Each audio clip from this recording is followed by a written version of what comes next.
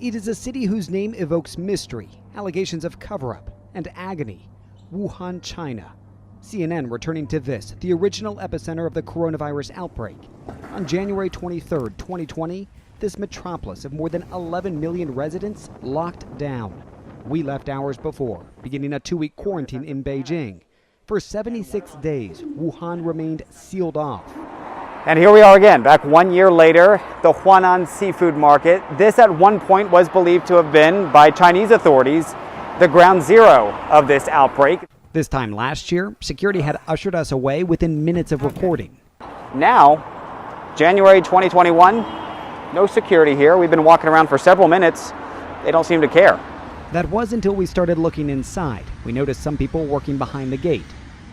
Suddenly, a seemingly random passerby on a bike shouted at us, saying, "Don't be sneaky." He later identified himself vaguely as working for the government. He told us to walk around and try the entrance. Can we go in? We can go in. That way? He said apparently we can go in, so we'll see if we can actually get inside the market. But I'm going to ask this guy, can you go in? You can't go inside? Oh, tell him we have a COVID test, a negative COVID test. Okay, you just can't get in. You can't get? Don't take the pictures. Okay, no pictures. Yeah. So clearly a bit sensitive. Perhaps it's because we're foreigners or because we're journalists.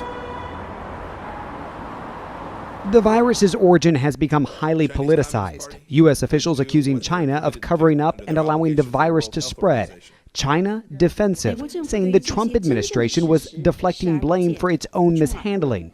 A team from the WHO is now in Wuhan, tasked with trying to find out the truth. And yet, geopolitics aside, the human suffering, it is universal. Young Min spoke with us knowing she could face pressures from officials, but a mother who's lost her only daughter has no more to lose. When I sat down, you thanked me for getting the truth out. What is the truth as you know it? The local officials did not tell us about the pandemic, she said. If measures were taken, I would not have sent my child to the hospital, which was the source of the infection. Last January, Young's 24-year-old daughter had been receiving treatment for cancer. She contracted COVID-19 and died in early February. When I speak about this, some parts of my heart still ache, she said. Amidst the deep pain, we also encountered moments of hope in our return. On the eve of the lockdown last year, we visited this fruit market. This woman selling sugarcane told me at the time that she was terrified. She stayed, fearing the financial burden. 12 months later, we met again. At that time, I was crying all the time, she told me. We were suffering and scared. Above her face mask, the pain still visible in her eyes. She says the people of Wuhan are resilient, likening them to heroes. I'm so glad to see you in person and to know that you made it through the lockdown and you're healthy. The market mood, remarkably different from last year. Business bustling, people much more at ease. Would you say Wuhan is back open and on the path to recovery?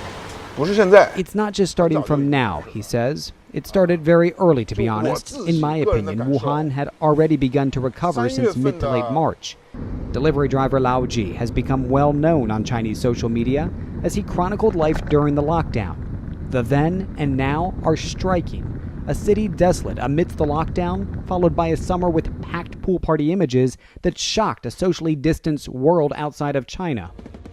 And a New Year's celebration that brought Wuhan residents shoulder to shoulder.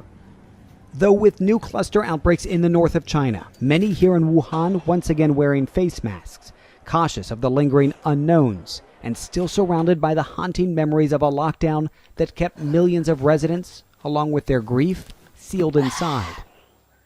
For some, only now, 12 months later, it is just beginning to surface. David Culver, CNN, Wuhan.